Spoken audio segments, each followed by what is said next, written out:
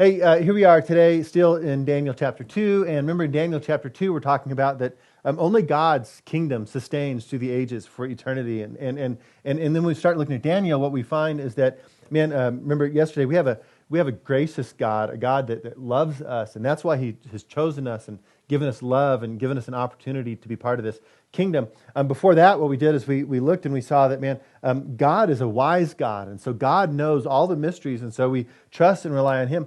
Today, then, in verses 32 and 35, when we start to hear about the dream, what I want you to think about is that no kingdom will endure forever. Listen to the way Daniel says this as he says the dream. He says, there was this image, and it stood before King Nebuchadnezzar, and it was a frightening appearance. Verse 32, its head was of fine gold, its chest and arms of silver, its middle and thighs of bronze, its legs of iron, its feet partly of iron, partly of clay. And as he looked, a stone was cut out by no human hand. It struck the image on its feet of iron and clay and broke them in pieces. Then the iron, the clay, the bronze, the silver, the gold, all together were broken in pieces and became like chaff of the summer threshing floor. The wind carried them away so that not a trace of them could be found. But the stone that struck the image became a great mountain and filled the whole earth. And so here's what I want you to start to see and just look at. All of these things, they represent different images, the different parts of the body.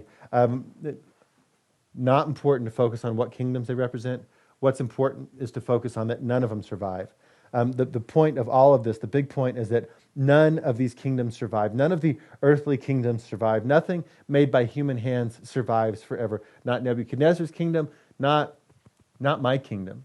Like whatever I do is not going to last forever. I am not the focus of God's eternity. God is. And that's why the thing not made by humans' hands lasts forever. So question is just to think about, right, if ultimately the kingdoms of earth are not the point of eternity, if ultimately I am not the point of eternity, where should I put my faith? And what does that look like in real life for me to put my faith on something besides me and earthly temporal things?